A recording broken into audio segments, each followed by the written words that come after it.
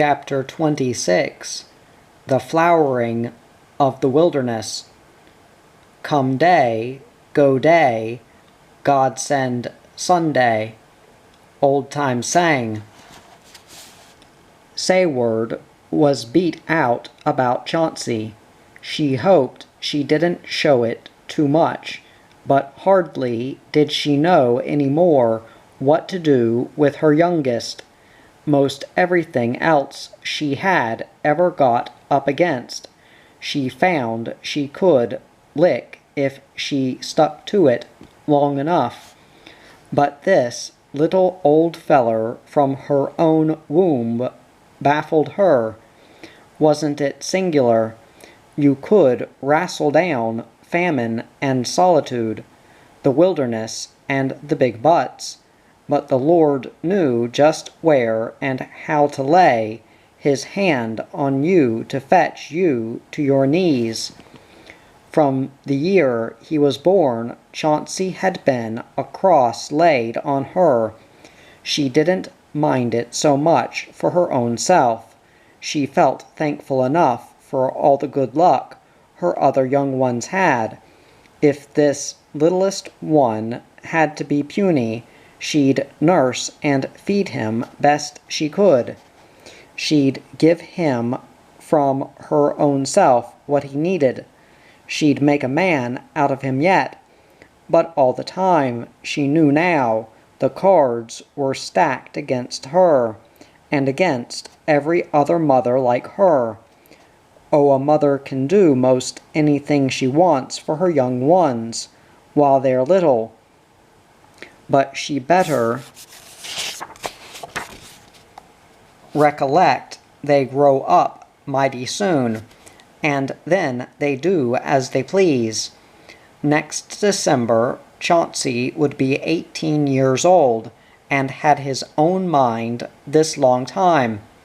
It was a good mind, too, from his father's side.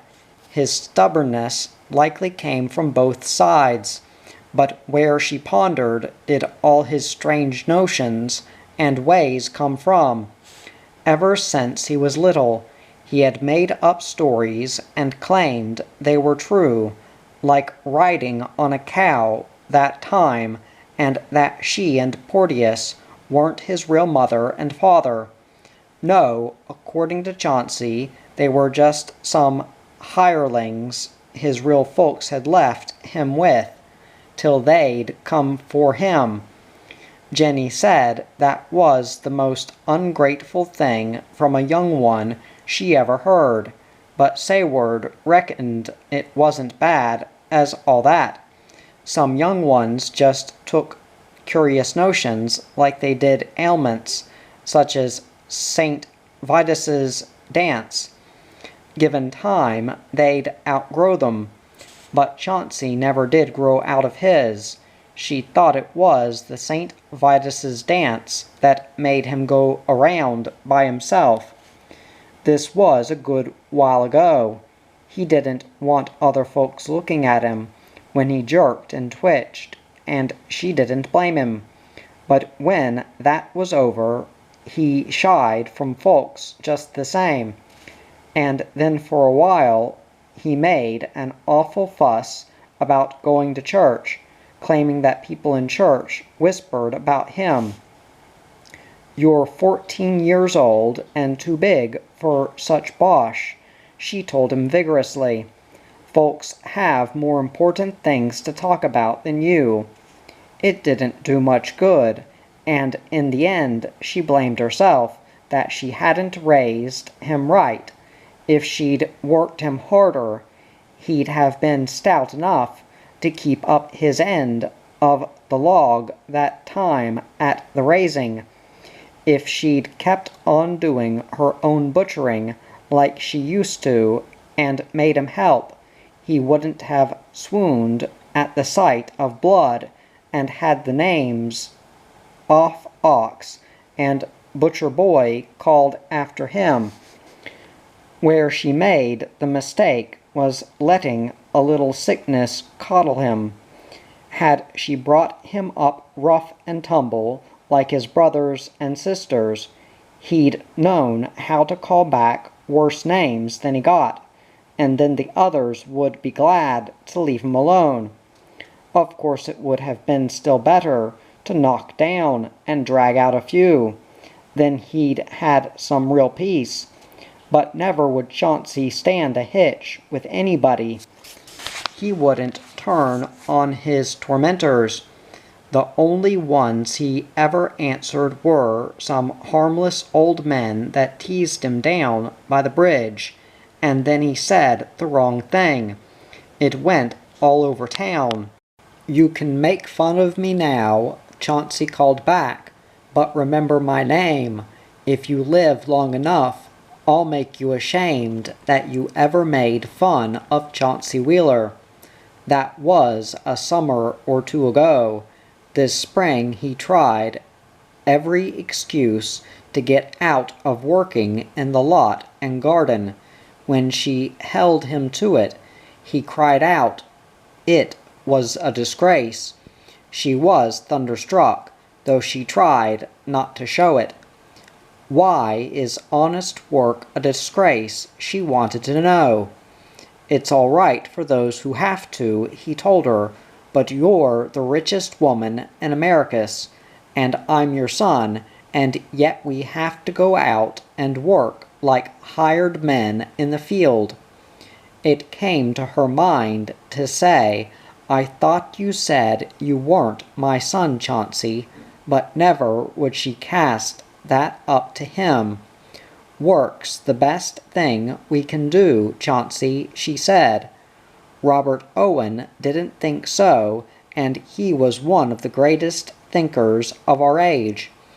He said if you make a man happy, you make him virtuous. That's his whole system, making people happy. "We want to make you happy too, Chauncey," she said mildly. "That's what you say, but what you mean is you want me to work and be happy. You are so used to working all your life, Mama. You can't live without working. You wouldn't know what to do with yourself. Thank God I've never been spoiled like that." Spoiled, say word swallowed. "Yes, you won't even have a hired girl in this big house. You insist on doing all the work yourself. Don't you understand, Mama?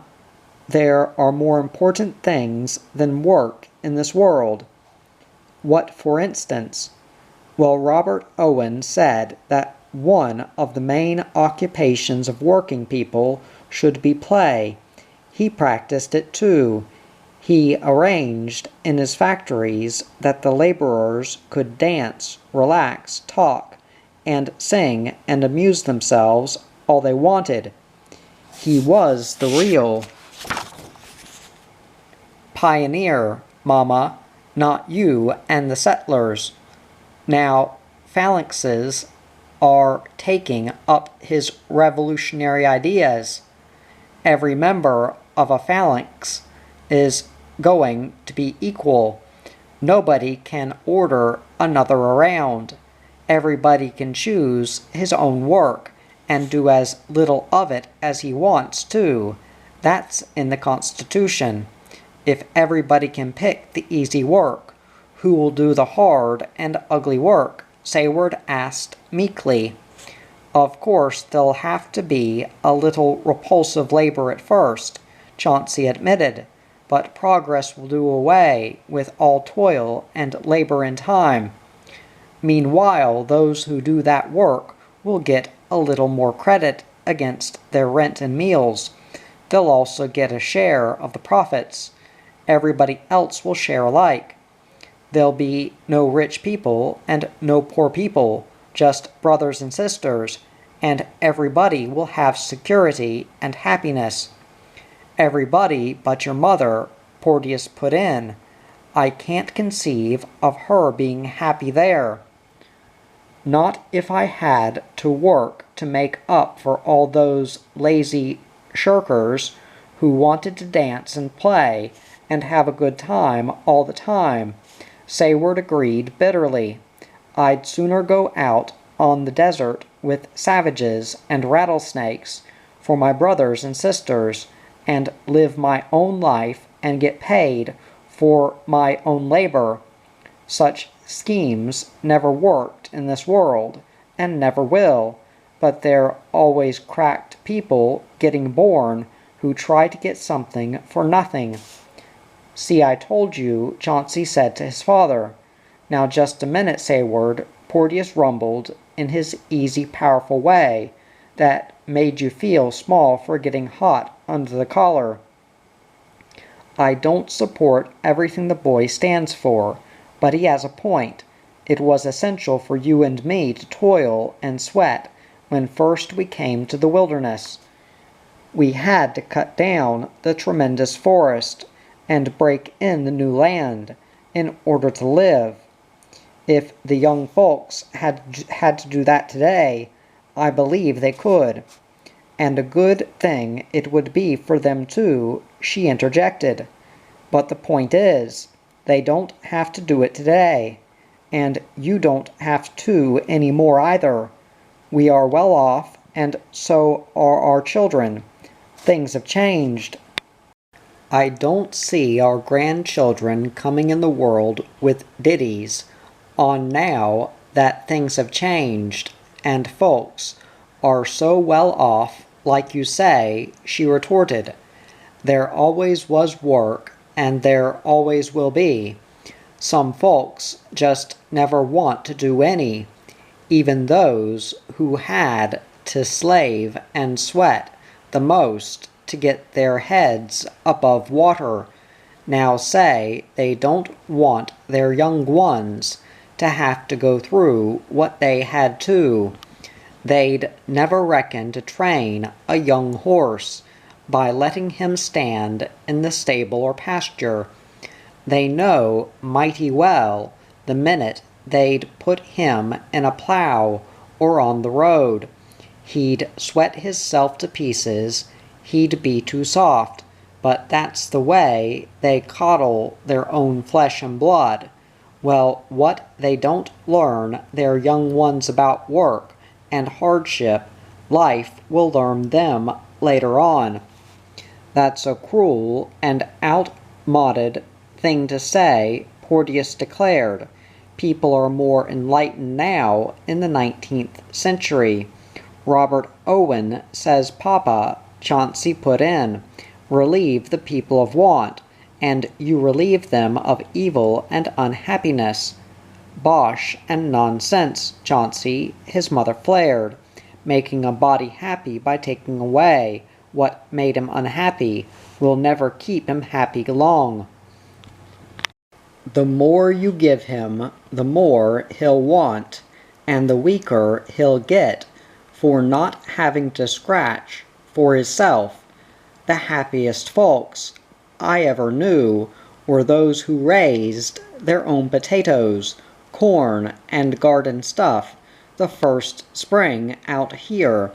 They'd been half-starved, but they found out they could get the best of their own troubles. They wouldn't have traded that first sack of meal from their own corn for half of Kentuck.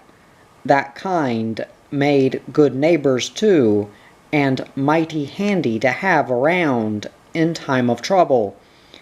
If making your young ones work off their own troubles is old-fashioned and out of date, then the good Lord is out of date, because that's the way he lets us sink or swim with our troubles. I'm not acquainted with the ways of the Almighty, Porteous said with irony, but the Indians practiced the philosophy you mention, and you know how far they got with it.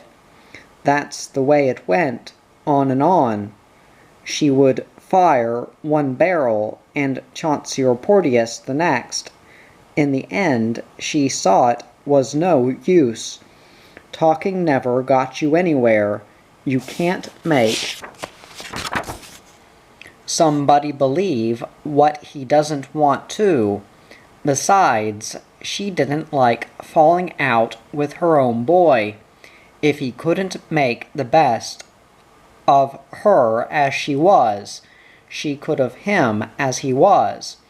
You said folks had to do a little work at first, Chauncey, she said humbly. If you don't want to work out in the lot, what do you want to do?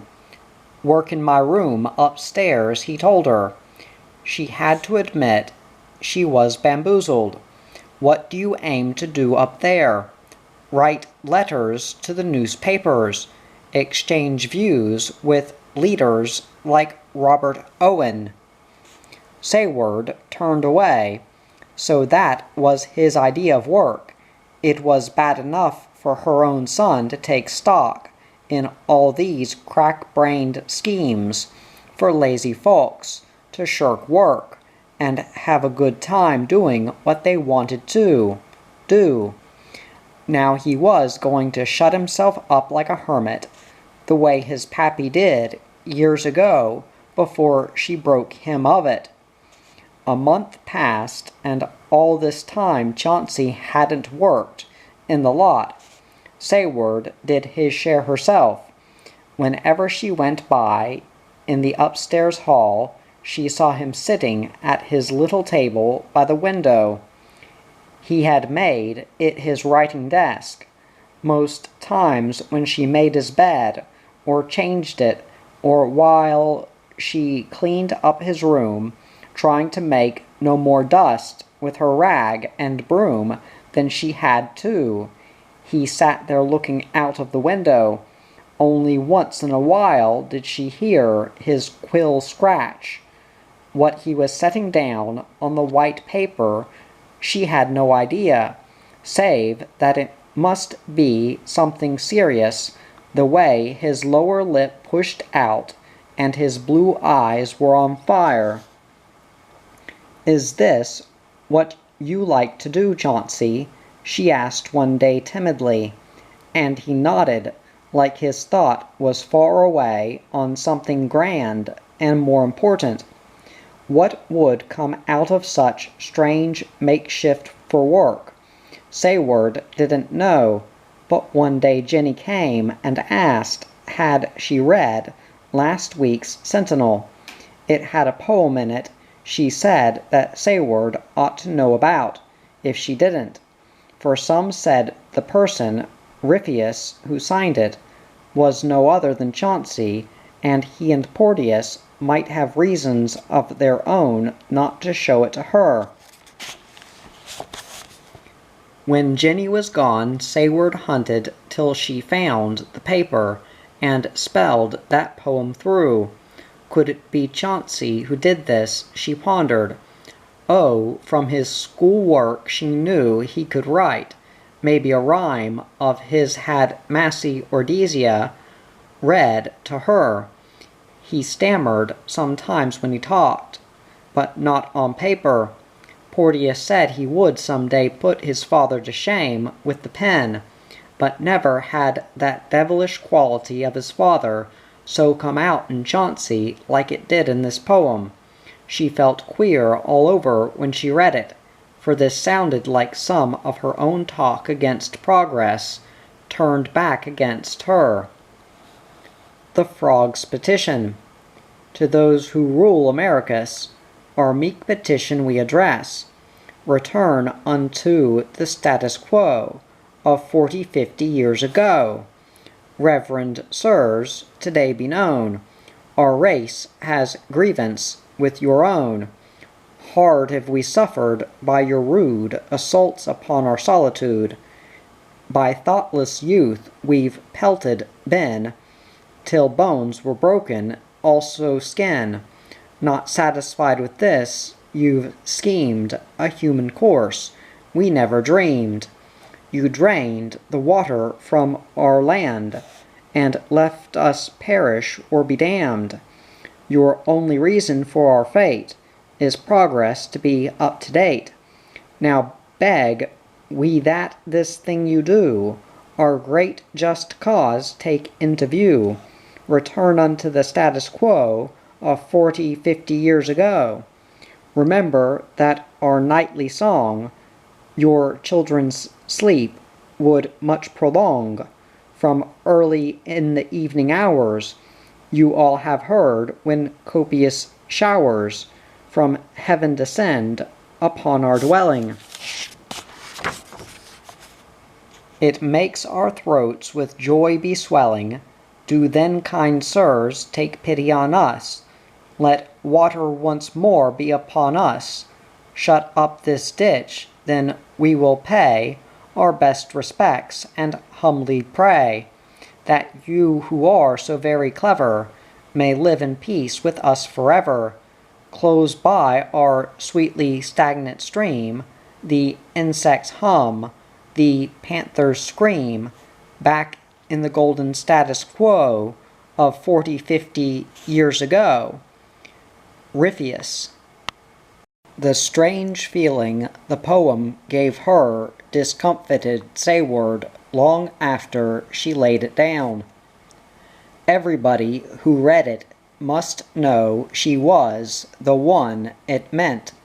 The city had wanted to drain land that would drain her beaver gats, and she had got up a petition against it.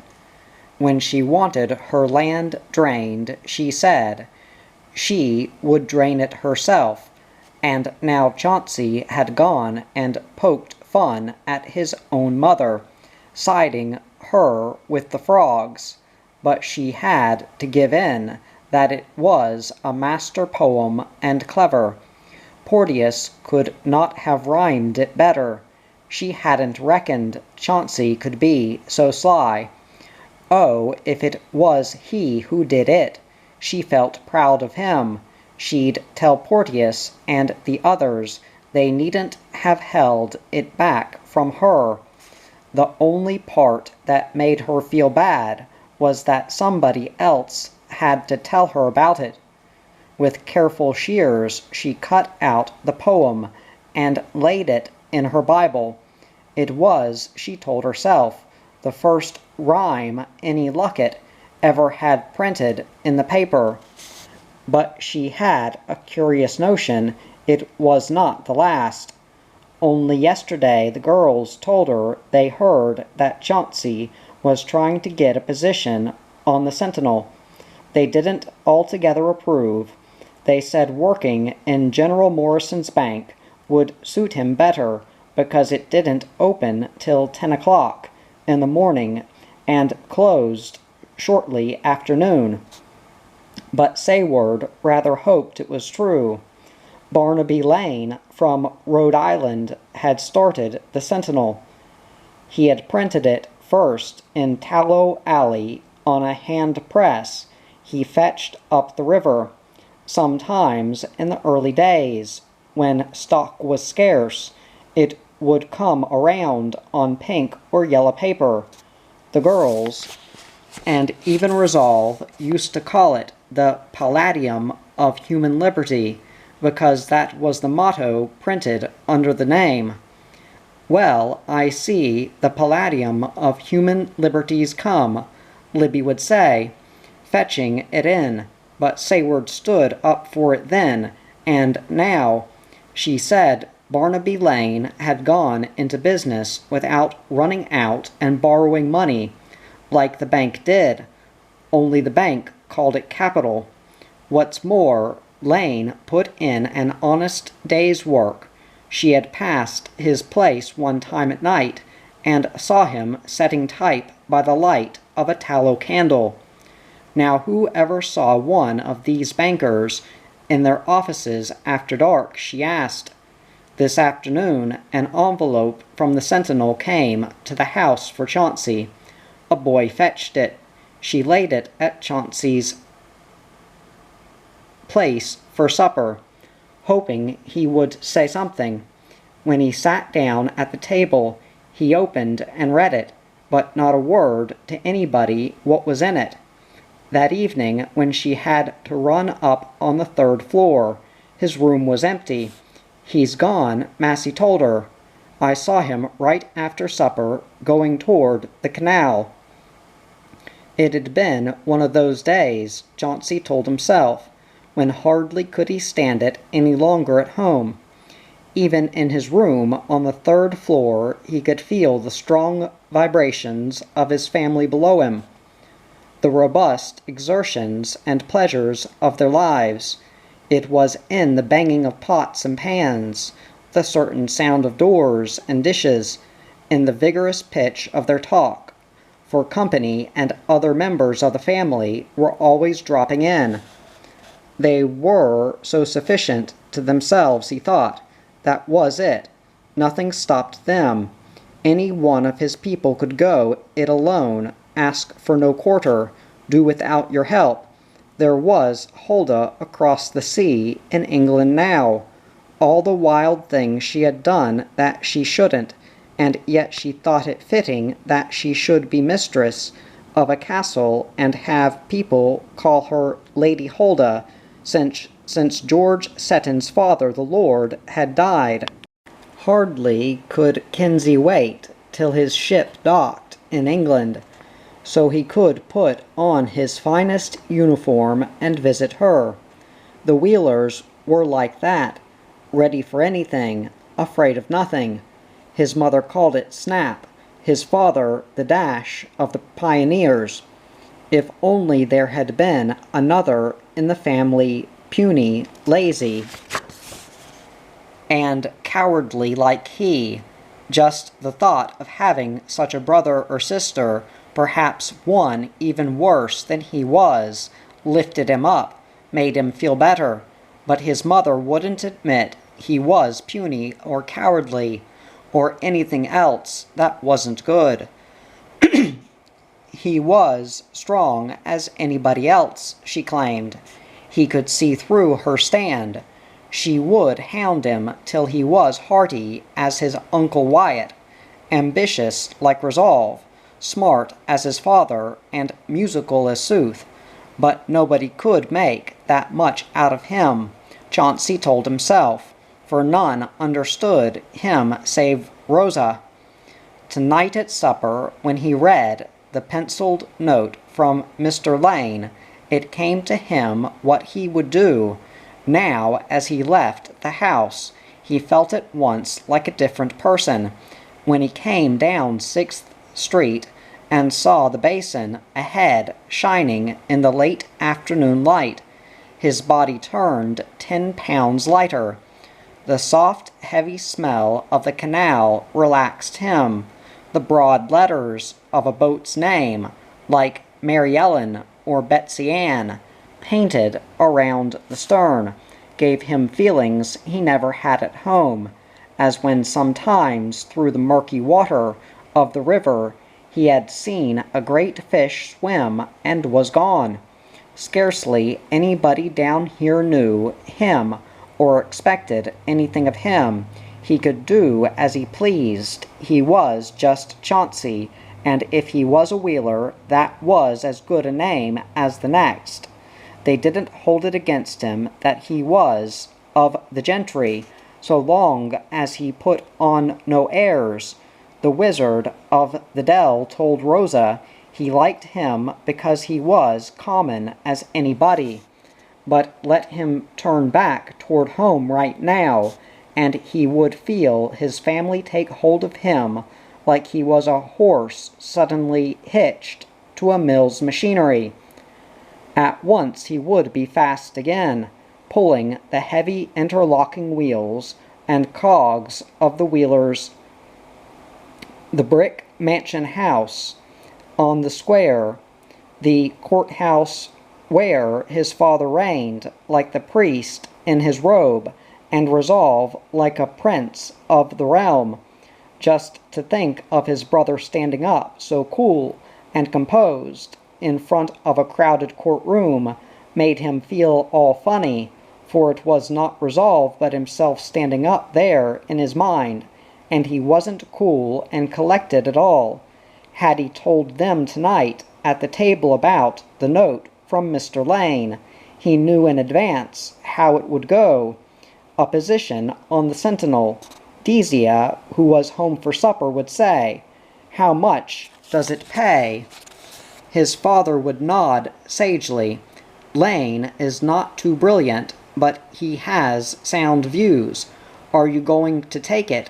And that cruel look of strong secret feeling he knew so well would come out on his mother's face.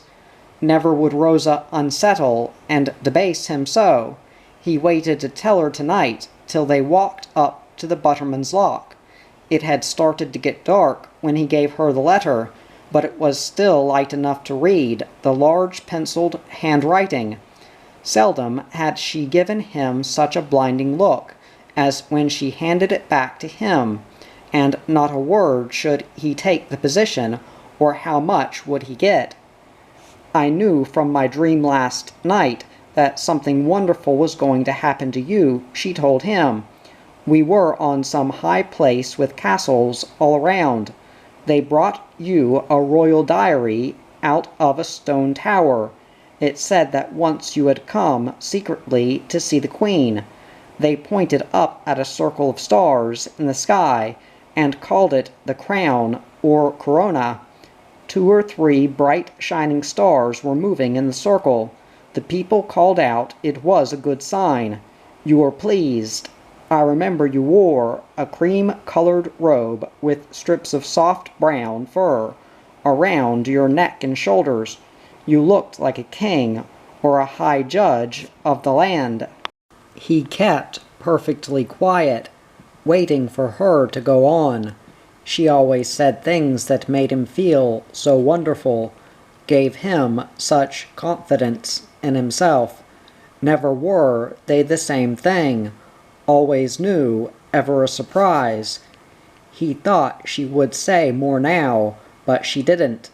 He wondered if there was something else in the dream that she didn't want to tell him. Next Saturday's the end of the month, and when I get paid, I'm going to buy you a present, he told her. That would be wonderful, Chauncey. Either a brown or a green parasol. I haven't made up my mind yet which. Her eyes were brilliant. Brown, if you can, Chauncey. A golden, colory brown. Now he was almost sure that there had been nothing bad in the dream. Her eyes were clear as amber.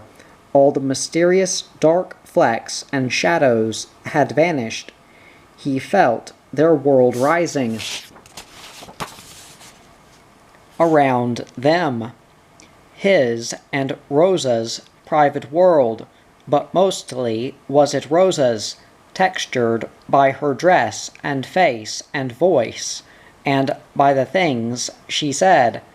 All evening he would live and move in it, and so hard was that world to die that even after he left her for the night, its half-painful sweetness would follow him home.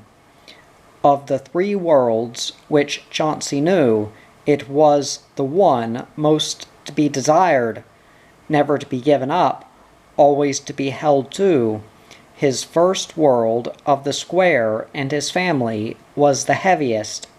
The second world, the one he used to retreat to in order to get away from the first, was the lightest, of fragile weight and fabric, so that when he returned from its dreams and shadows, he could scarcely remember what it was like, although he knew and understood perfectly while he was there. These 2 worlds lay far apart, and never would they meet, but his and Rosa's world moved at will into one or the other, could be at the same time apart from and parcel of either, and all the while be both real and insubstantial, remembered and forgotten.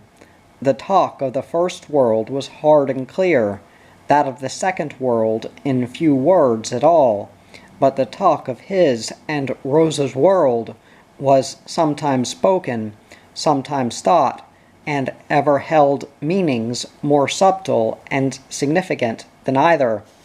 like the poems he wrote for the Sentinel, which were meant to go far beyond the inky newspaper office, to be carried over city and countryside, to be read, remembered, and forgotten days from now, in houses and under trees, and on decks of boats, following the canal as far as Cincinnati. Chauncey dropped no hint to his mother about the Sentinel when he got home. Not often had he risen so early as he did on Monday morning, nor had bed ever tasted so sweet, if he was surprised to see his mother already down in the kitchen. He didn't show it, and neither did she to see him, although he had to admit hers might be the bigger surprise. Presently he found himself among silent men tramping the misty streets of Americus toward work.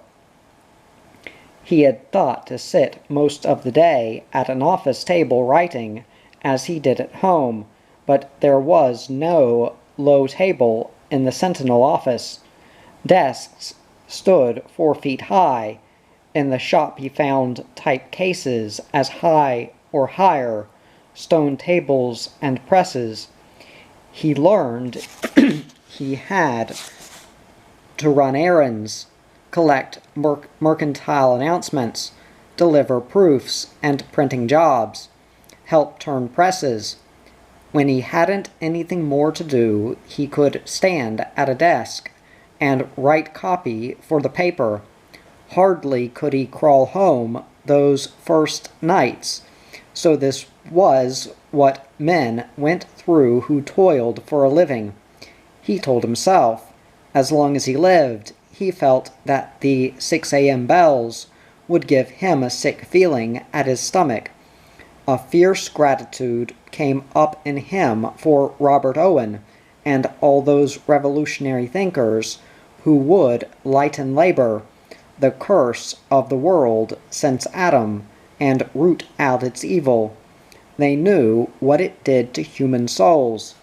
He didn't believe he'd have lasted through the week, save for the image of Rosa in his mind, a bright Rosa in the gloom, a fresh Rosa when he was sweated and wearied, and in the heat, a cool Rosa like one of those statues they prayed to in the Irish church.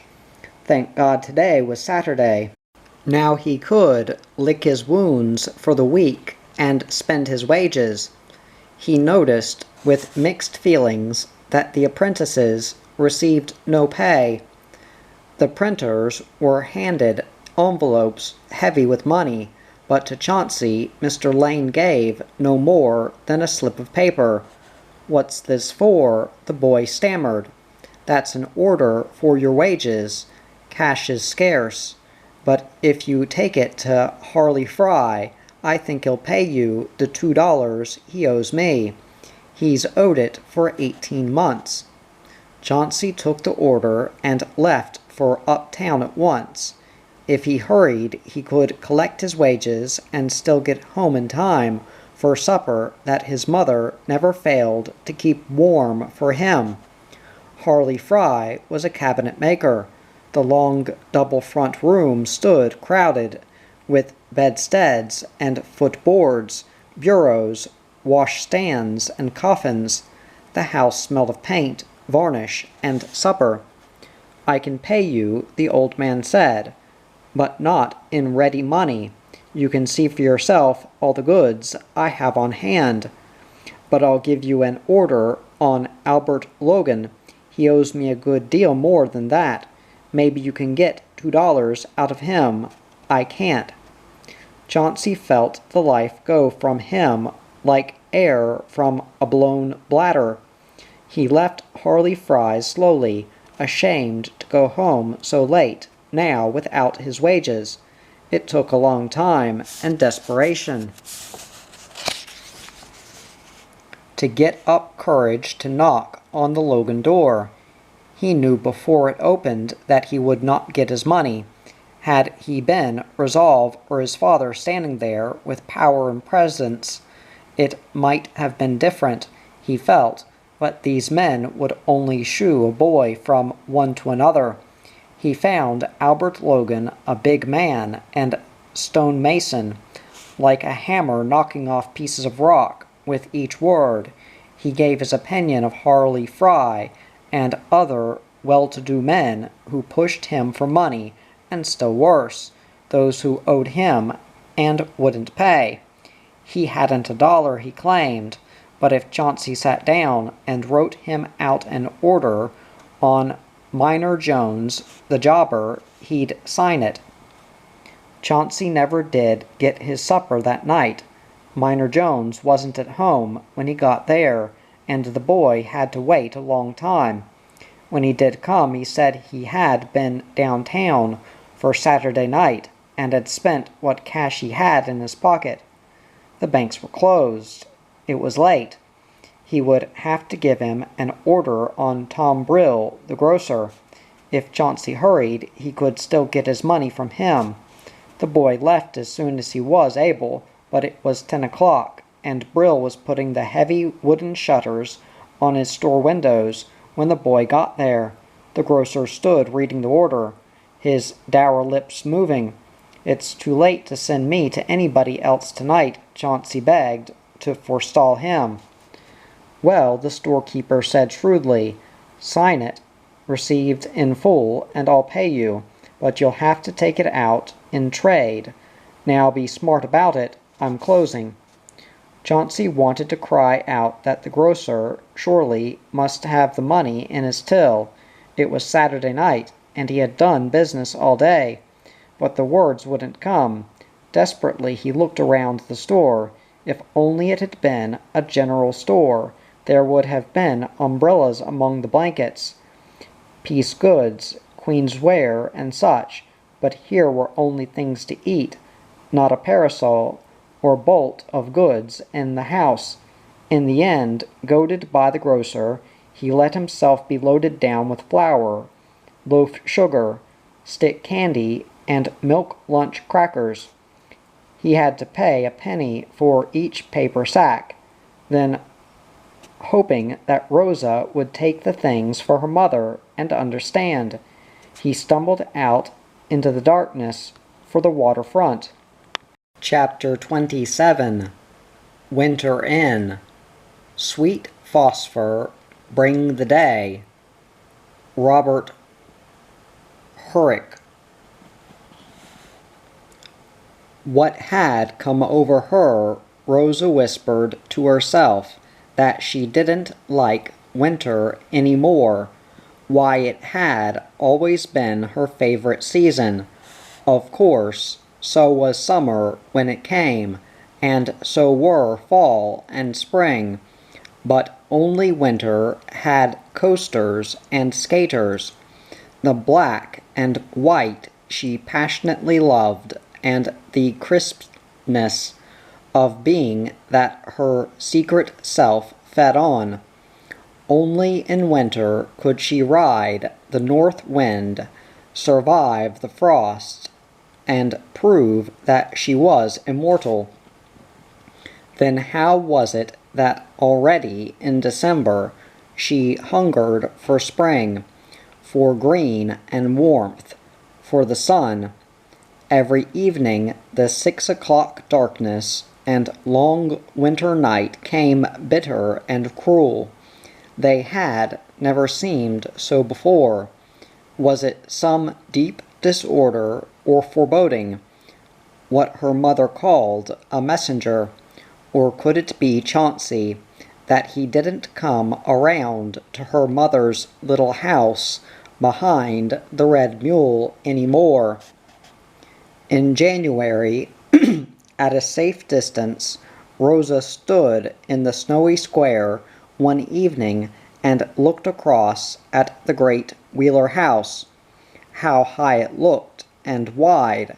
You might think it needn't be very deep to hold the needs of the Wheelers, and yet as she moved on and more of the house came into view, it astonished her again. how far back the side walls and windows reached. It was a brick world in itself. Chauncey's folks must have more space than they knew what to do with. If some of the family were in one room, the rest could go to another, and if company came to that room, they could move on to another, and still another room. All downstairs, not counting the hall nor the rooms upstairs. What was it about the Wheeler house gave her this strange feeling, she wondered, half burning hot, half icy cold. It came to her on the street, when she sighted one of the Wheelers, or heard the name spoken. Was it her bond with Chauncey, or could it be what some folks whispered to her, that she wasn't a Tench, and ought to be with the Wheelers? Hardly could that be true, she thought, for save Chauncey, none of them would look at her when she passed. Only he and that old woman, his mother, with her face brown as an Indian's, her hair combed tight as could be, and she not a Wheeler anyway, save by name. Well, except for Chauncey, neither did she, Rosa, give a height about any of the Wheelers, but she couldn't say that about her own family. If she wasn't a Tench, why did she look forward all day just to see them again in the evening, although she had left them only that morning? And when one of her brothers lay sick in his bed, or was in trouble for doing what he shouldn't, why did pity flutter like a hemorrhage, proving he was truly of her own flesh and blood? She even felt loving toward Turkey's wife, Lulu, who came to live with them, and she could hardly wait for the day when Lulu's baby came to make her Aunt Rosa, and bring more life to their little house. For how could it crowd them, as some folks said, a tiny helpless thing, no bigger than a minute? But where was Chauncey? Before Christmas, the canal had frozen up, the boatmen had gone home, if they had any, and there was skating all along the waterfront, especially in the basin. Then for a day or two the weight lifted on Rosa, for she felt sure Chauncey would come. She came home early on purpose Saturday afternoon. The lively scene lay in front of her, the bright reds and greens and of the skaters, the children on sleds, the long chains of boys and girls, the graceful ladies with skirts almost sweeping the canal, the stout men and old men light on their feet as dancing masters. But nowhere among them could her eye make out Chauncey, though she watched till the misty hills looked furry in the sunset light that was blue with the wood smoke from 1,000 chimneys. The first time it snowed, the men and boys swept it off with a will. It snowed again heavily the third day, and this time they shoveled only a wide path to skate up and down, and another from bank to bank. The third time it snowed, only the children came to clear a ring or two, and that for a long while was the end of skating. So far since winter had set in, there hadn't been a day of thaw. The first snow still lay on the ground under all the rest. Was it to be this way all winter, she asked herself? No break in this long bitter stretch until spring. The first snow had been pleasant enough when it fell, casting such a friendly feeling upon everybody out on errands or shoveling paths. It made even the grumpy cheerful, and uptown among the big houses, All seemed so cordial and gay. On the night of the second fall, Rosa stood a while out in the backyard, drinking it in, the pale light, the utter stillness, and the snow lying thick over houses and outbuildings, bushes and fences. This is what she used to do as a little girl when they lived along the river, stand out somewhere alone in the evening and feel the magic of the new world she found herself in. It was like nothing else she knew. The soft, fragrant smell of the snow was in her nostrils. Sometimes she could feel a fine rain of flakes from the roofs in her face. The snow on the roof edges rose like bread, and she thought of the rabbit sitting in his warm nest. Winter is the best time of the year, she told herself. If you are snug and happy, she could hear the fine bells of cutters uptown, and the bobsleds, deep bells down Dock Street. Oh, winter was far and away the finest season, she thought, but why, when everything lay so white and pure in the world, should such dark shadows lay on her mind? The cold set in after Christmas, like a strong man settling himself in bed. Night after night, Rosa could hear the house crack like a fowling piece with the frost. A big thermometer hung, nailed with 100 other signs, to Meek's store front. Mornings, on her way to the millinery shop, Rosa saw that the mercury was swallowed up, vanished. The red crept out a little until she came home in the evening. Sometimes it rose high enough to foretell snow again, but by another morning or two the glassy upright line would stand pale and bleak once more. Roof icicles stabbed toward the ground, and over the shoveled piles of snow you could see little more than the driver and the nodding heads of his horses. But where was Chauncey?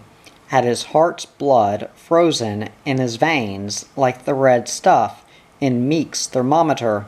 She kept remembering all the good times they had had last summer, especially the night at Dixie's wake.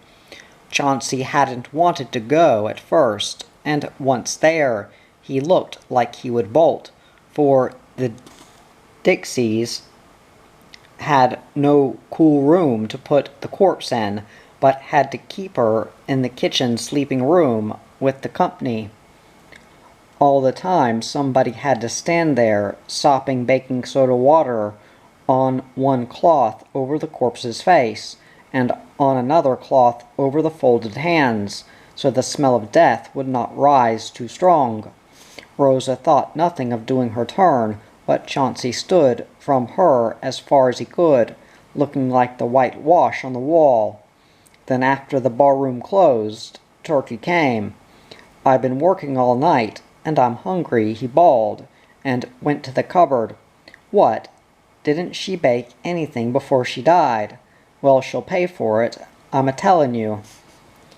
He went across the room and tickled the bare feet of the corpse's older sisters lying on the bed.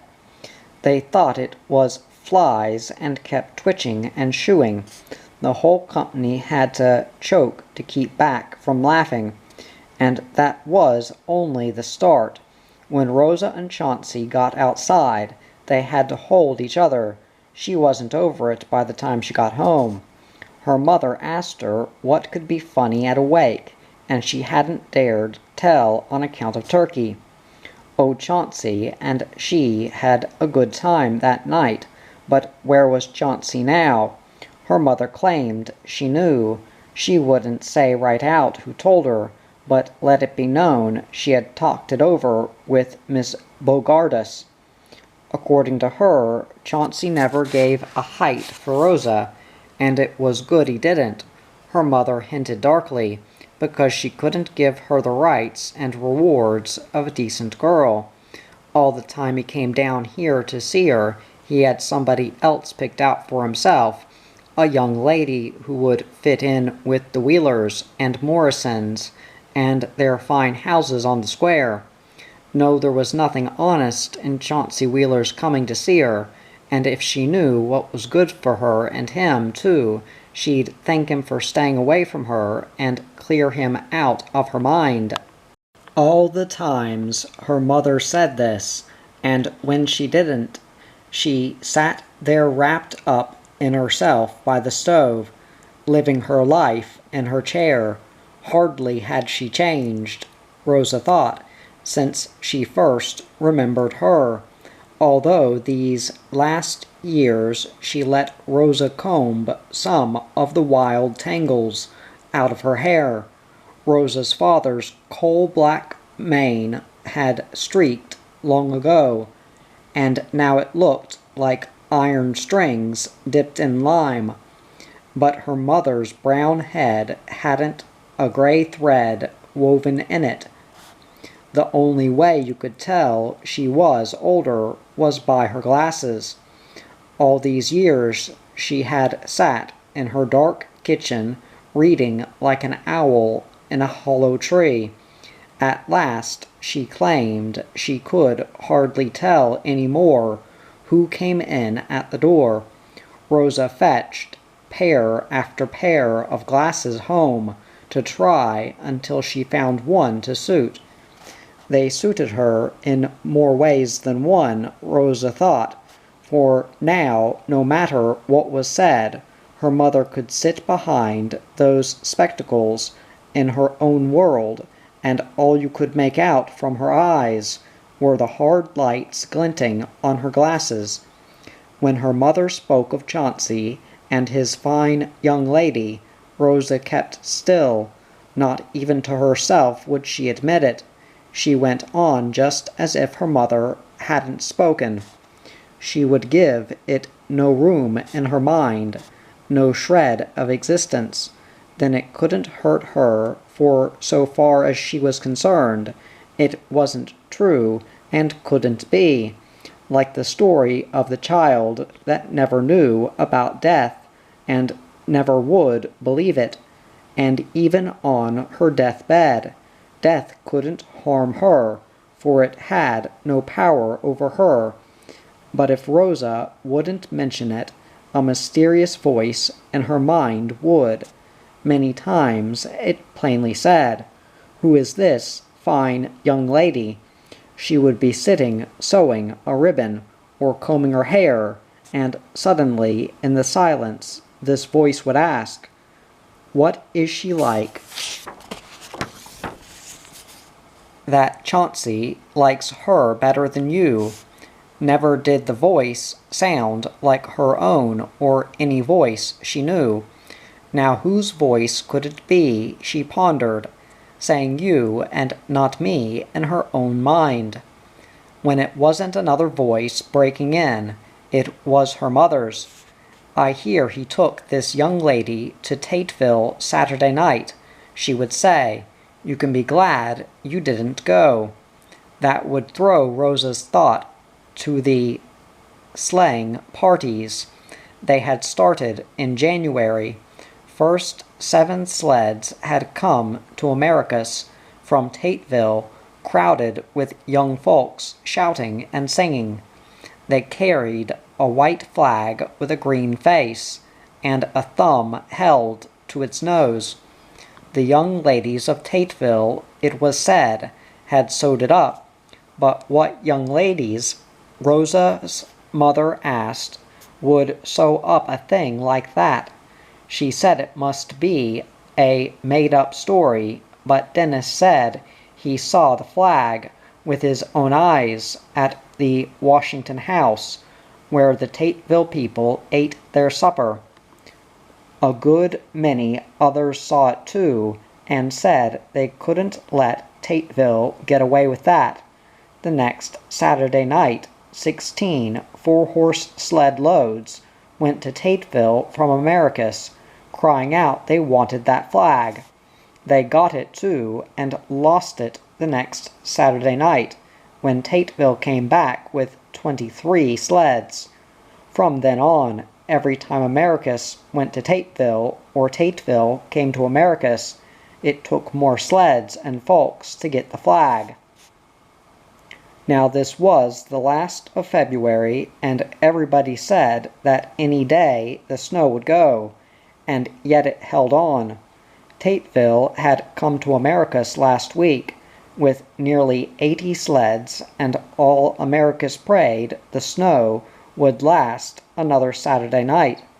The biggest sleighing crowd in the history of Ohio would journey to Tateville then. The whole country around Americus, on both sides of the river, was scoured for the promise of teams and sleds. Nearly a dozen sleds were going from the waterfront alone, and Rosa told Idilia and Vic that she would ride along, and then she wished she hadn't. It was all right, she saw clearly, just to lay eyes on Chauncey again, but not if this other person was with him. Once her eyes glimpsed them together, never afterward could her mind deny her mother's story. Perhaps their sleds would stop side by side, or they would all have supper at the same table. The sight of him and her together would be like a knife.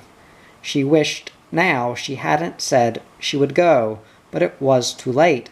She couldn't bear to go and see him, and yet now that she had gone this far, she couldn't bear to stay away. There were 96 sleds that went to Tateville from Americus that night, counting the two-seaters and cutters.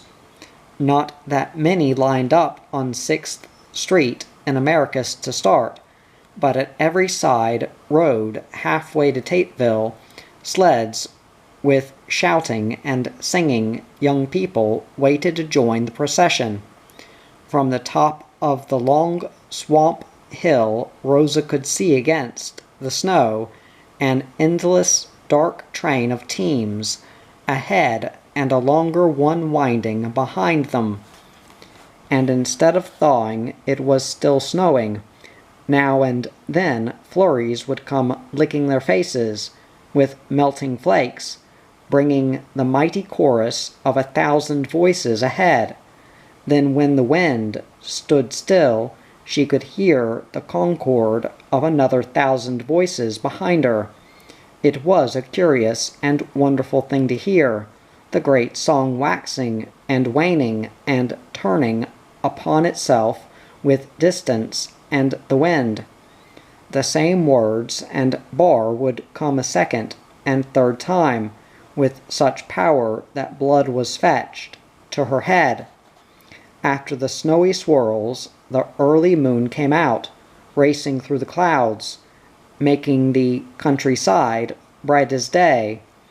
Oh, never, Rosa thought, had she seen and felt such deadly loveliness before. Half of Tateville lined the streets to welcome them when they got there. Only the first section of sleds could get near the square. Rosa and her friends had to get down a long way out, where his sled would be later on. The driver did not know. Nobody cared. It was good to use your legs after so long a ride. Tonight Tateville belonged to Americus, with Americus folks tramping the sidewalks and streets, calling and laughing in a monster open-air party from one end of town to the other. But Rosa's laugh didn't carry very far. She was unwilling here to look at folks directly. She moved along, taking care to see over heads and past faces. It would be too hard a blow for her eyes to come on them suddenly together. She had no fear to miss him. If Chauncey were somewhere in the crowd, his face would make itself known to her, or his proud head, or stiff, spindly shoulders. The smallest part of him would jump to her eye from the crowd, like the name Wheeler, always jumped from a crowded column in the Sentinel. What she would do then, she didn't know. She and Idilla and Vic were standing outside the rising sun when she felt a hand on her arm. She knew without turning whose hand it was. She could tell by the violent feeling that went over her. She had been waiting with the others to get their supper. For a long time they had stood in the crowded line, moving by inches toward the dining room. They were almost at the door. Another minute or two they might have been in the warm. But now Rosa's arm wasn't hers any more, but belonged to the hand that had touched it, and where it drew her, she went also. Shame rose before she went very far. Was she so weak that all this winter he could stay away from her at home without a word sent or written? And then, when he chanced to see her in a strange city, he need only touch her arm, and she would follow, like a blind woman, the hand that guided her. She would go with him only a little way, she told herself, just far enough to be out of hearing of America's folks. Idilla and Vic could think she deserted them. Right now they had likely turned to watch the white scarf on her head ride through the crowd like a duck on the river. But if they waited a little, they would hardly know she had gone, for in a minute or two she would be back. She had said no word when she went, and it would be the same on her return. "Now I'm going back," she would tell Chauncey suddenly, in a way so he knew that nothing would stop her. At the first stretch of empty sidewalk she would say it, or in the middle of this long dark block. Surely at the next lamp post she would do it, where she could see his face when she told him. But he was the one who turned first. "You shouldn't have come," he blamed her. "I promised I wouldn't see you again." "Promised?" She blazed at him. "Why should you promise if you don't want to?" "My father made me."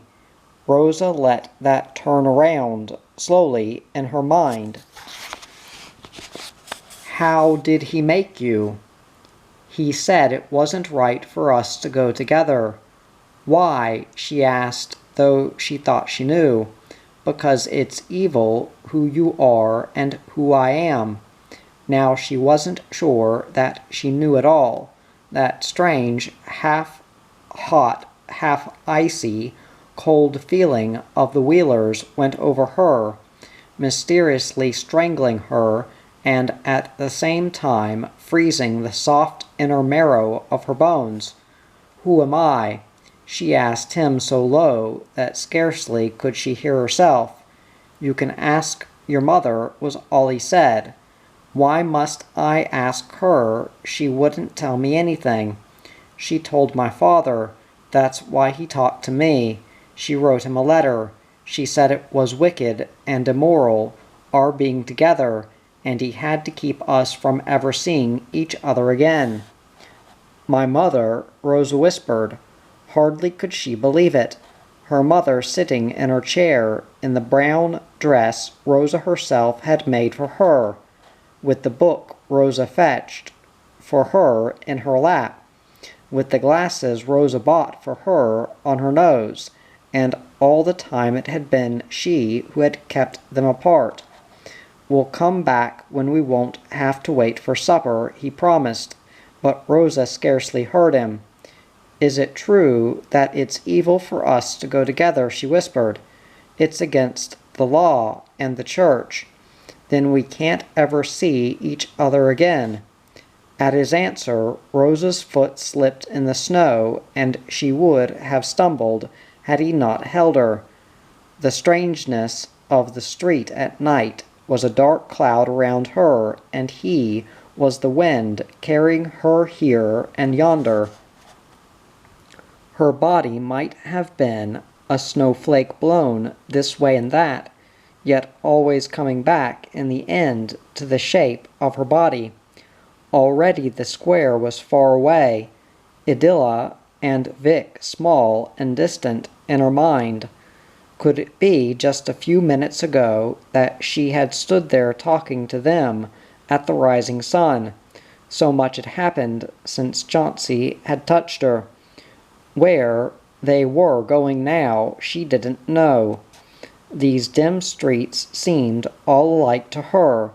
Only the last one they came to she thought she knew. She had heard of Tateville's front street, and here was the river. In summer it must be grand, with the great houses getting the breeze, but now all was locked in a wintry and snowy death. A few blocks more, and the street changed. One-sided above, it was two-sided below, with dark and deserted workshops crowding each other. She and Chauncey could be alone here. They could find solitude among the silent warehouses and mills, the factories and brew-houses.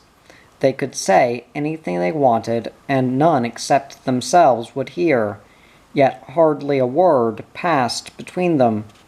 Always afterward would she mingle this night, she thought, with the warm, soft smell of dyes, the cold, hard scent of iron, and the sweetness of malt and hops, with the mysterious stillness of the darkened buildings, and visible between them on one side the bleak white expanse of river.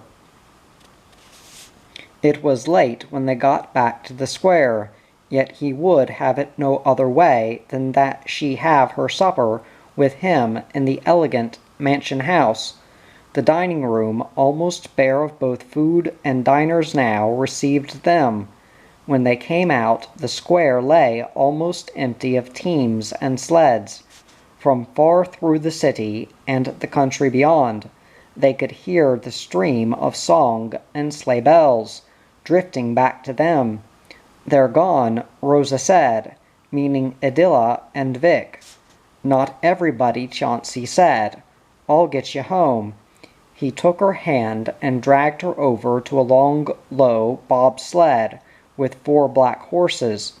"We missed our party, George." He called to the driver. "Can we go back with you?" Like a wheeler, he didn't wait for a yes or no, but lifted her over the low board to an open space among the dark forms.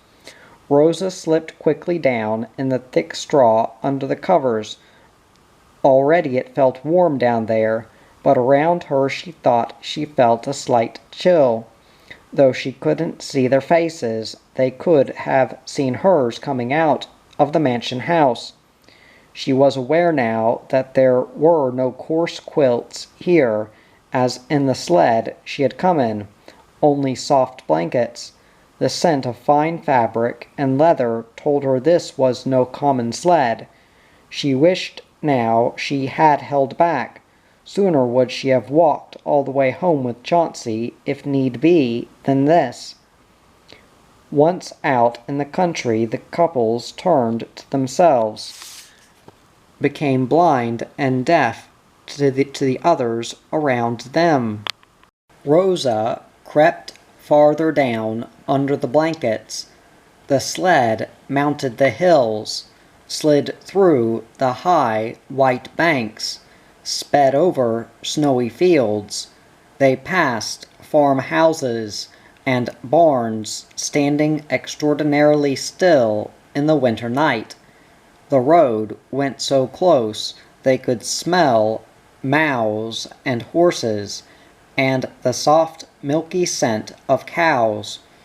Once through a wintry woods, Rosa fancied she smelled spring. Most of the time she lay back, making all she could of the night and of Chauncey so close beside her. tasting it over and over, making it last. Such a feeling she never had before as when she lay there looking up at the sky. The sled slipped so effortlessly over the earth, it seemed to drop away and leave her riding, drifting among the great flying clouds and the sudden blue stars that flashed out between. Once, when the low western moon came out, she raised her head to see the snowy countryside, crusted with lighted silver. Presently the magic was darkened.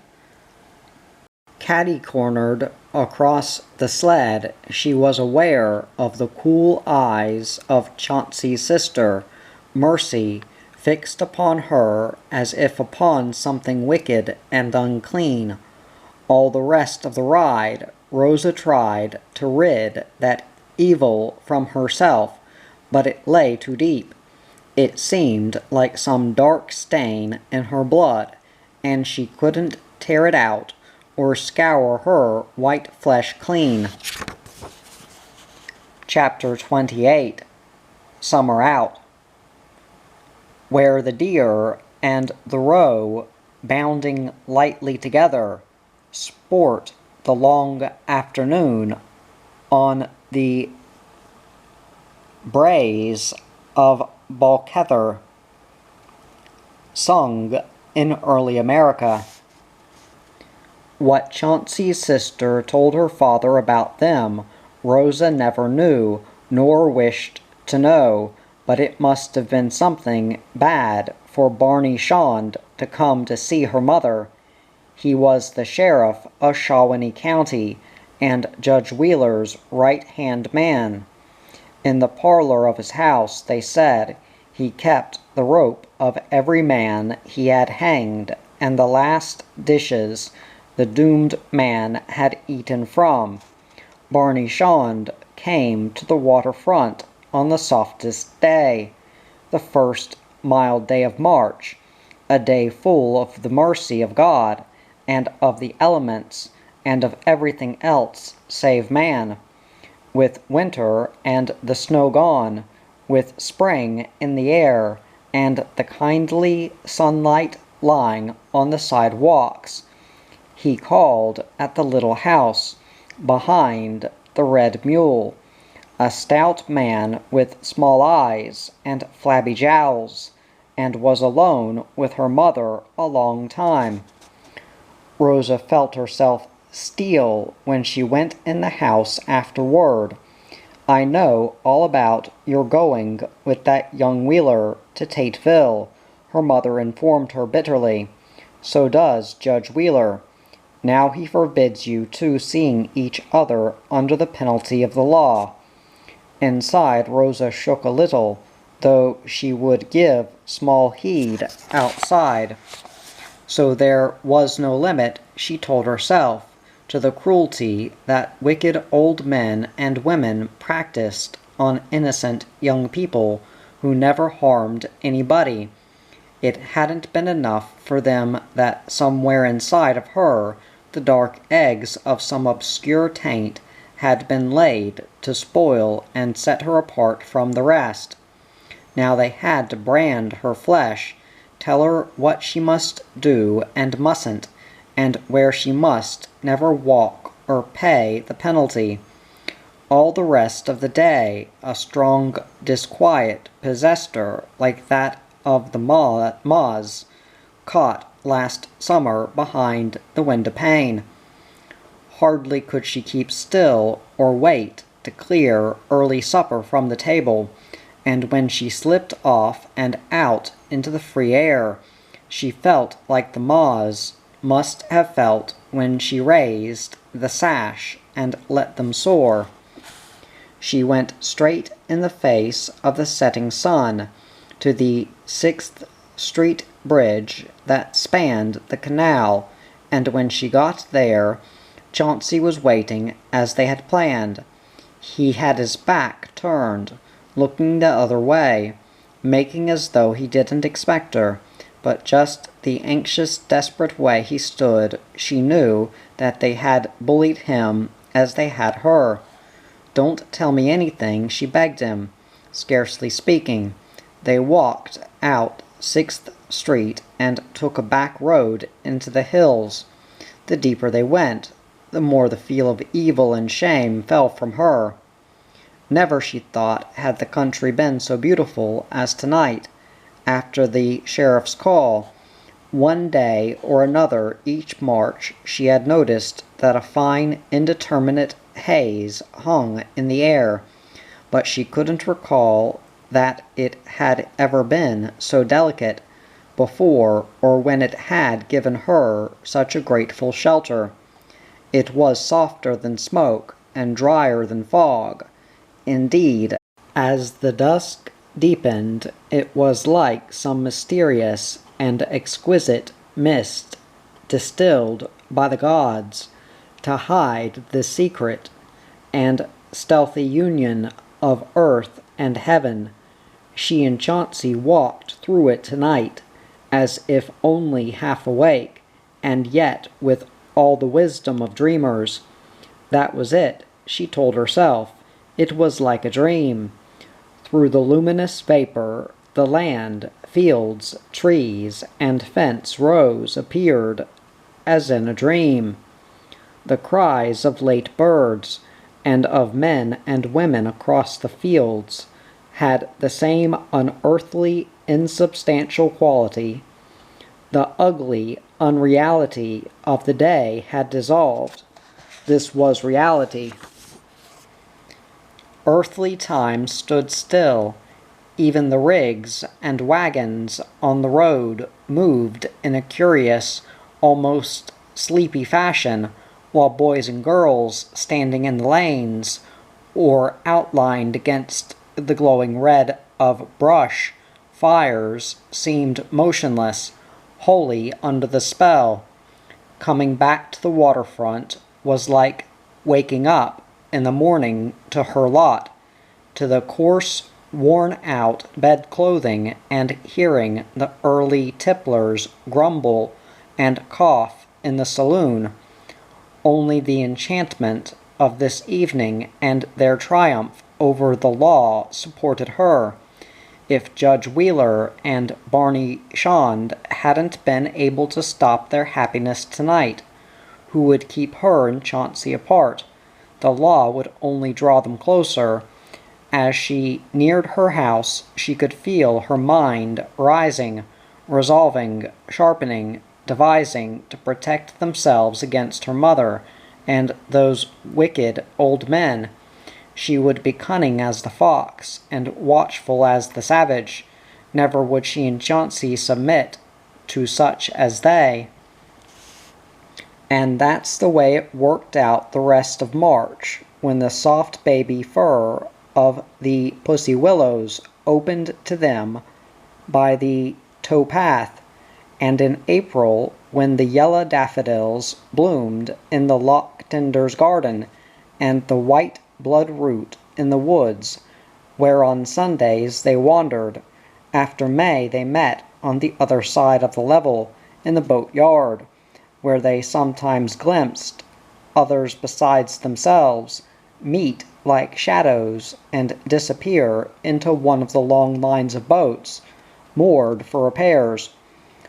More than once, as she and Chauncey sat rocking on the deck, or in a sheltered cabin from the rain, she caught sight of a pair of eyes from an adjoining cabin staring at them, but she knew that she and Chauncey were safe, such as they would never tell.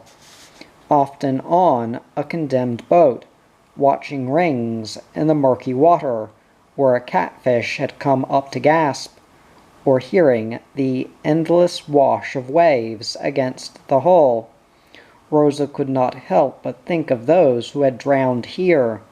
There was the man with the hook, though his arm had been lost at the elbow.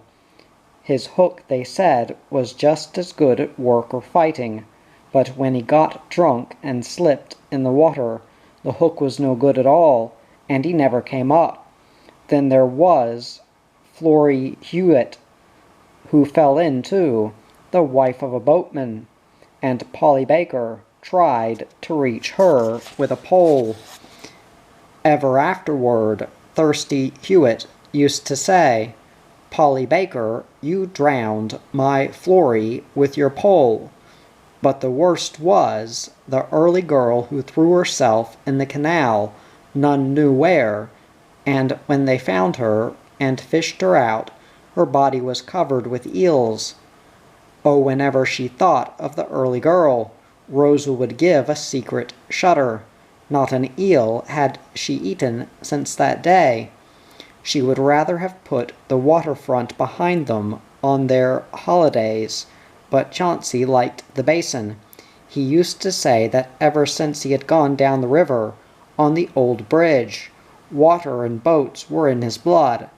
Rosa didn't mind stopping with him to watch the privateer, as they called the flower inspector, a little man with a long hollow auger like the letter U, with a screw bit on one end. He would run it down through a barrel head and draw it out full of flour, then hold it over his bucket to sift it through his fingers. If free from specks, he branded the barrel superfine, otherwise fine. From every boat he took home a bucket of flour. The trouble was that Chauncey would stop and spend their precious hours talking to anybody they met. He liked to visit Bigger, the black who lived on his boat, with a white woman and 6 mulatto children, and Teeny, the biggest boatman on the canal, who on a summer's day would float in the water asleep, or reading the paper, his head resting on a block of wood, and Paddy Doran, born in Ireland, who always told the same tale, how his mother was a maid of the sea, and had swam up the river Shannon and shed her scales by Hay Rick.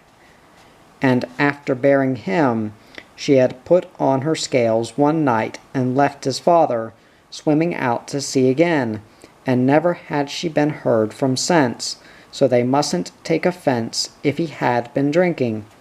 Oh, Chauncey was a strange one, interested in all these things. It was to gather material for his writing, he used to claim, and that's what made him curious. But what made him stubborn and wilful he didn't say, or why he leaned on her like a cane. She had to stop with him and listen to all he talked to, though she'd heard the story many times before. When summer and camp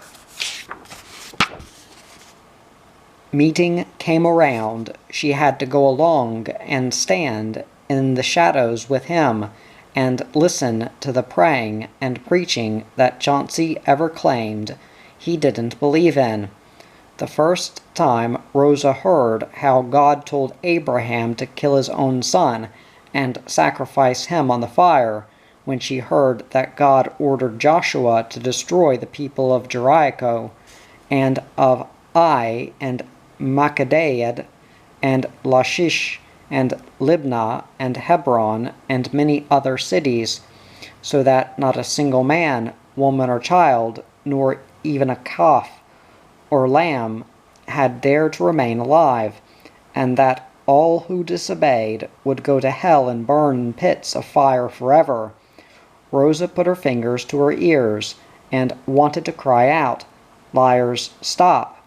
The savage preaching, the gloomy singing, the violent praying, the threats and imprecations dismayed her. One preacher would fall from exhaustion, and another and still another took his place, till a dozen had manned the pulpit. Under their unceasing fire the people would stir and moan, cry out wordless things, throw up their arms, leap and wrestle with each other. Often a mighty jerk would go among the women like the plague, their heads snapping and their hair coming down to lash and crack like bull whips in hypnotic unison. Then Rosa would close her eyes from the terrifying spectacle and not look, save now and then, at Chauncey. There he'd stand pale and irresolute, consumed and tortured by what he saw and heard, yet drawn and held to it like he couldn't help himself. But the good of summer far outstripped the bad. What atoned for the blot of camp meeting was God's country and the Welsh valley. They'd walk up the towpath past Butterman's Lock and cross the aqueduct over Welsh Creek. Here they'd leave the canal for a little road that ran through a break in the hills. It was just a small, narrow valley, thinly settled and full of the wild beauty of God. The road wound along the creek. At every step you had a curve of the road, and the white of the water through the leaves. In the lanes you could stand on log bridges and look up the stream and down. Such particular beauty she had never seen. The long reaches of water with the trees meeting overhead, the wet mossy stones and logs below, and the clear water tumbling through. Oh, she loved every minute in Welsh Valley. She liked the natives they made friends with, and the best were the Griffins, all brothers, all bachelors, and never a woman over their log door sill till she had come, they said, to bless their house. The oldest brother would show her his corn and hogs. The middle brother showed her how he wove his homespun and mixed his salt-rising bread, and the youngest brother would play for her on his shepherd's pipe, walking up and down and only stopping to tell her where he had first heard the air in the old country. She gave a little cry of pain that day in August to think that summer was almost over. Why, in June it had seemed that it would last forever. She had put out of her mind that there could ever be an end. Each week, she fancied, was a little warmer than the last. July hotter than June, and August than July. Then suddenly she saw the first buckwheat shocked in its dark green forester shade in the field, and a hurt gripped her heart. Why, only the corn cutting in late September was later than buckwheat harvest. Now she held to what was left of summer with all her might, trying to hold it back, praying it to slow down and linger, that it would not pass. But in her heart she knew that winter was just ahead, that soon all the flowers, open windows, green leaves, birds, and grasses would be gone. And where, in the cold and snow, could she and Chauncey see each other then? Even if it hadn't been for the shocked buckwheat, there would have been the sign to tell her.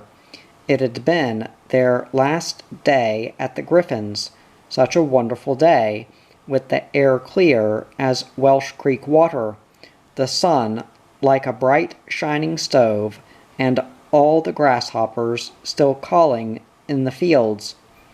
They had stayed till late, and evening was clear with stars when they reached the aqueduct.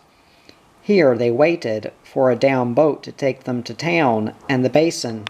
They were sitting on the lock tender's bench outside his cottage when it began. "Did you see it?" asked Chauncey, who saw everything. "I see you," Rosa said softly. "What else must I see?" It was something in the water, he told her. She watched, and there it was, in the brimming lock, like he said, a streak like phosphorus this way and that. It brought to her mind the tale a riverman had told her father, that far around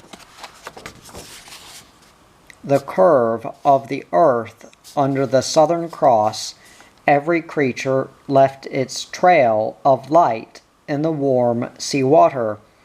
You need only dip your hand and see the mysterious light glow and sparkle. Watching now in the full loch, Rosa could almost feel herself on some faraway isle, watching the train of some strange swimmer in the tropical ocean. "Rosa, did you see it?" Chauncey cried. She looked up and found that what she saw was not in the water but in the sky. Over the face of the heavens, stars were falling, not directly down as a stone would plunge, but across like cannonballs fired from heavenly breastworks. They left in their wake long trains of white fire that died slowly in the black velvet night. Most of them seemed far away, but now and then a huge bolt of blue or greenish light would flash dangerously toward them, or another streak so low across the face of the earth that it seemed they must hear the hiss of its passage and the violent report when it landed.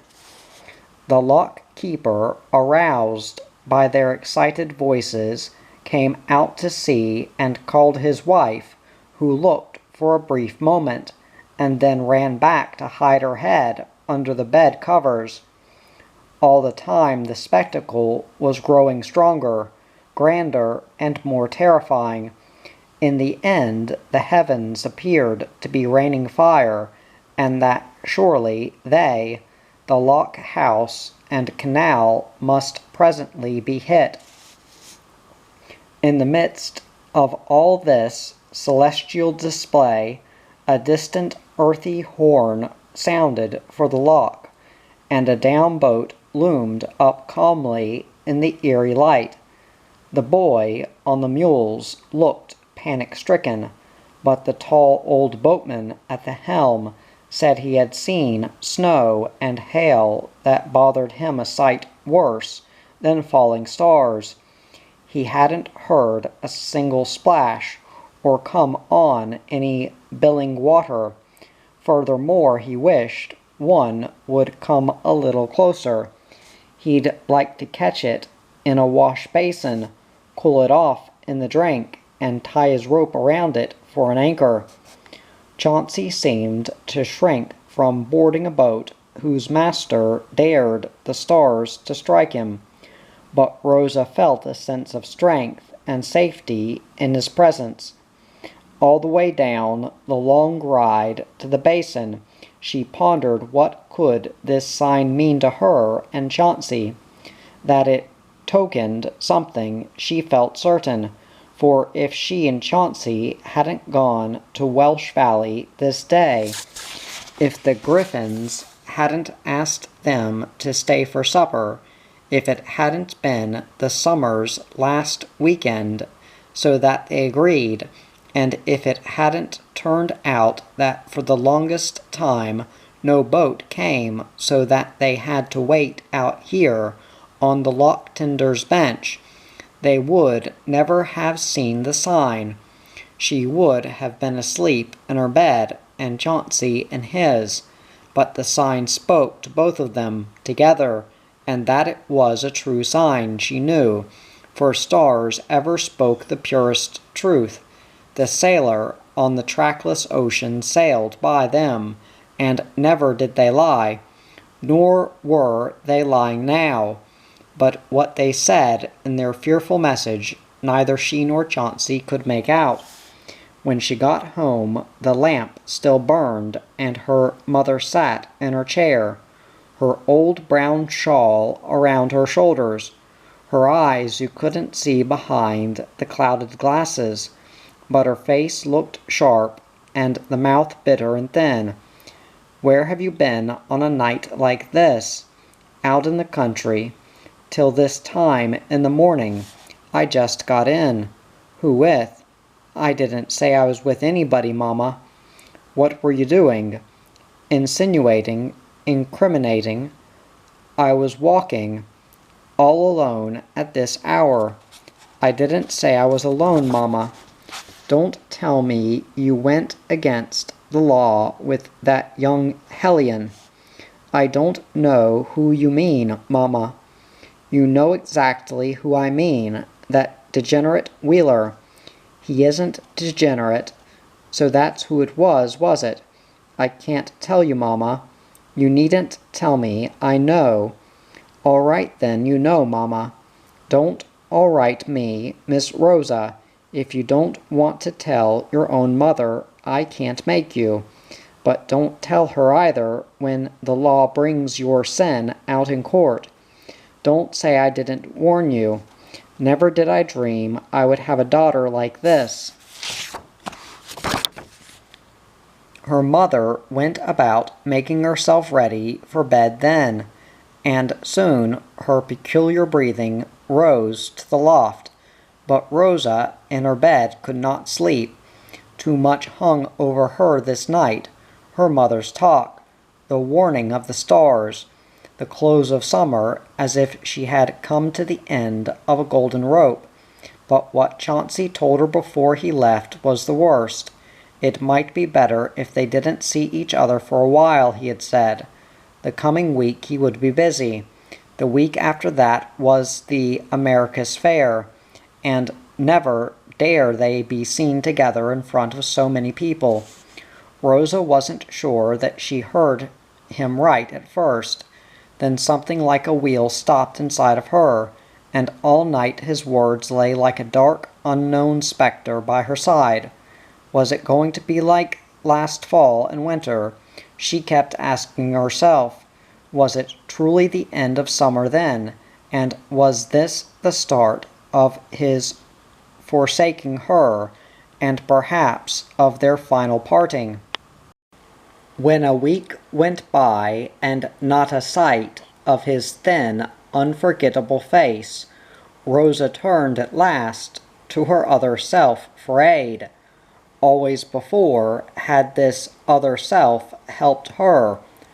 Who or what it was she didn't altogether know, save it might be her conscience, or the self she might have been had her hopes had their way, for its qualities were nearly all those she had not.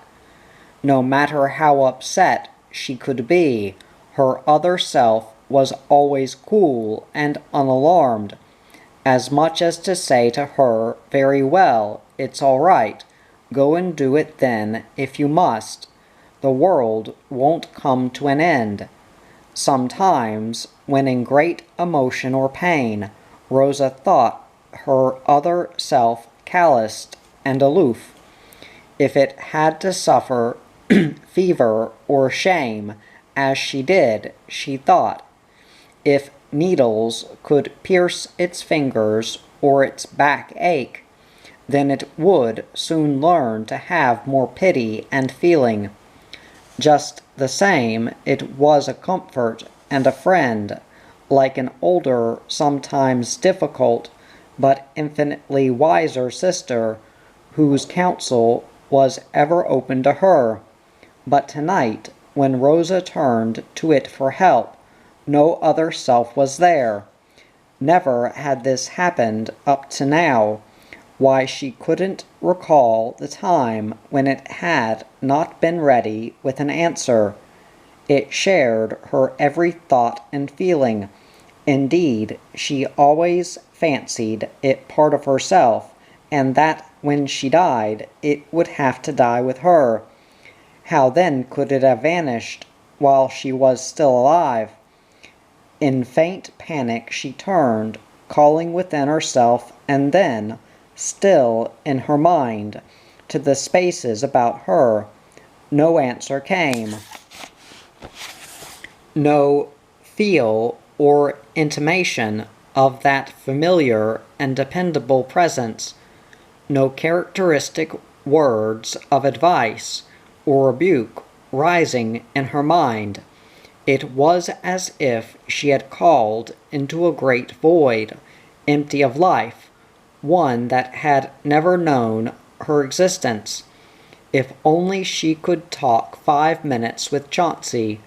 What a bitter thing that never could she see him or share his company uptown like other young folks, but must meet him by stealth down here at the waterfront, behind boats and people's backs.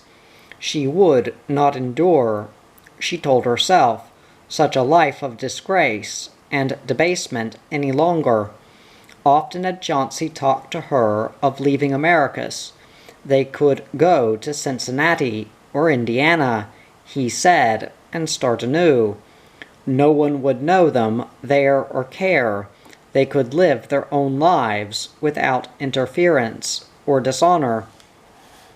But always when he begged, she had held back from such cruel leave-taking of her family, never to see her mother or brothers again, not even to let them know she was still alive. Now she had waked up with a shock. God give her another chance, and she would, in a moment, leave them all behind. Hardly could she wait till she and Chauncey went away and started their new life together. Such a week she hoped never to live through again, as this last Monday and Tuesday of the new week were interminable. Wednesday she grew hopeless, and Thursday desperate. Friday she told herself she could hold back no longer. By noon the waterfront looked almost deserted. Everyone else had gone to see the balloon ascension, the great bag and its fearless rider mount the sky. Under the silent, accusing gaze of her mother, she washed and dressed in the brown dress that Chauncey liked best. Then she took the precious gold piece from her keepsake box and slipped out into Dock Street. If she were blind, she thought she could find her way today. The great voice of the fair drew her, like the voice of the sea she had never heard but always hoped to. Could this be Brown's Field, where the peaceful white cows had grazed all summer? This city of booths and stands, of tents and enclosures, of the calls of show folk and medicine men, the blare of horns and beat of drums, all playing furiously. The rich booths stood laden with goods and trinkets. She could smell the frying fish and warm popcorn of the stands, the pickles and mustard. Men dipped from tubs of lemonade and from huge black kettles of coffee. Outside the tents, posters and barking men pictured the marvelous sights within, but today she had no taste for the giant giraffe, or the snowy bear, or the hairy woman from Abyssinia, or the dreadful Turk who swallowed fire. For small silver she could have heard David's pedal harp, played by one of his descendants, or the Campanologians, the Swiss bell-ringers in rusty coats, red boots, and blue pantaloons, their caps with white plumes, and a bell in either hand. She could have seen rope dancers, sapient and performing brutes, the wax figures of Cain and Abel, and of Delilah cutting the hair of Samson. But all that mattered today was Chauncey. From every part of the fair she could see the monstrous bag of the balloon floating, bobbing over the tops of booths and tents, straining with the breeze on its slender rope mooring. All day it had carried people 50 or 100 yards into the sky. For $2 each, a pair of passengers could ride and see the world as a bird saw it. Then the balloonist crew would pull them down. 4 times she came back to the balloon without finding Chauncey. The 5th time, there he was, climbing into the basket. "Oh, Chauncey," she cried, aloud before she thought. "Take me with you." By the look on his face, she knew she had made a mistake in front of all the people. The balloonist looked at her coldly, guessing something was wrong. The aeronaut par excellence, Chauncey and the sentinel had called him, and he looked it, dressed in black jersey trunks and slippers. "You can go up later, miss," he said.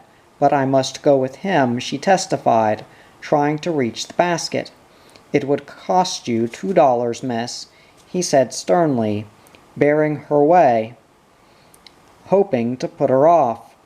But her hand in her purse quickly found the gold piece. Even when she stood in the basket, Chauncey kept his face turned away as if he had never known her. "Oh, Chauncey, couldn't you give me one small sign that you saw me before?" She wanted to say to him, but never would she till they were free from the crowd. Now, wouldn't you think that this aerial car would feel foreign to her? But her shoes seemed to find firm and familiar footing among the sacks and sand, and among the extra ballast of blackened iron that lay in broken scattered pieces on the floor of the basket. Broken stove plates, pieces of chimney, rods, and the rusty heads of 2 spears. The crew was letting out the rope now, and the bag surged upward like some live celestial thing, eager to return to its world. She could feel her and Chauncey rising, the heavy ground falling away beneath them, and in herself a growing and effortless lightness of being. So this was how it felt, she whispered to herself, to leave Americus. Never, if she could help it, would she ever return again. Never, if she could help it, would she ever return again. How long they let her and Chauncey up in God's free air, she didn't know, but the time must have been very short. She could hardly believe it was over when she felt them starting to pull the basket down. Why, scarcely had she time to say the first word to him. He still stood silent, stiff, and obdurate. She could see the upturned faces of the crowd waiting cruelly below. Must she now go back and face them? Return to the heavy air of Americus, to the smell of frying fish, to the crowded little house behind the Red Mule saloon, and her mother's moldy chair? It looked like such a slender little rope that pulled them down, where it pressed the rim of the basket. The hard-woven willow and many winds had frayed it. Not much would it take for the strands that were left to give way. Only a touch, and she and Chauncey would go where he had so long wished not to return again. Never had she known her hand to do such a swiftly reckless and irresponsible thing before. Chauncey's back was still turned, but she thought she felt him give a start at the lightened jerk of the basket. Then he must have looked at her when it was too late, with the rusty bit of eel spear head safely out of sight in her bosom, and the parted rope falling unseen below. The quick bag had leaped like an uprushing pheasant. It took a moment for the cry of the crowd to reach them. Then it came like a storm on the already distant earth. What the look must be on Chauncey's face, she could only faintly guess. She was alone with him now, and such a sensation came up in her as she had not known since riding the sled last winter, and coursing in fancy among the clouds. Her hands held tightly to the basket rim, but inside of her something had let go, and was flying free. Was this how birds felt, she wondered, heavy and awkward on the ground? With what ease they spread their wings and returned to the sky. Over their heads the buoyant bag rode magnificently, the basket swinging in stately rhythm below. They were racing toward a high golden cloud. Below and beyond, on the eastern horizon, a fleet of small white cloud boats sailed in a turquoise sea. Looking down, she could see the earth still falling away from them. Already they had left the fairgrounds behind them, the cross lines of Americus and the green square where Chauncey lived. Around such were tied the wide and narrow ribbons of river and canal, white with sky, and the round blob of basin and level. The smudge of gray near it must hold Dock Street and her mother's ugly little house, although she could not see it. Never, she told herself, would she see it again. Let God blow them eastward now, over fields and towns, over streams and woods, ever eastward, over the wide Ohio, and on to the mountains and Philadelphia, where her mother's people had lived in respect and decency so long. But she hadn't reckoned on Chauncey. When first she turned to smile courage to him, his face was yellow with fear, and he crouched back in the basket, where he need not see how high and far they had gone. But now he was on his legs, grim and a-tremble. One hand gripped the basket rim, the other hunted for something overhead, in the nipple of the bag. Suddenly she saw he had hold of a red cord, and it flashed through her mind that this must be something the balloonist had told him about, for his piece in the Sentinel. "No, Chauncey, don't!" she screamed, but her cry was lost in the wind and sky. She saw him pull the cord so hard that it tore out in his hands. Almost at once the great bag above them reeled like a stricken thing. Life seemed to bleed from it, and from her as well. The effortless lightness of her body fled from her. She felt her old weight return, and with Chauncey's bear down on basket and bag, forcing them to the ground, the golden cloud no longer seemed akin to her, and she knew now she would never reach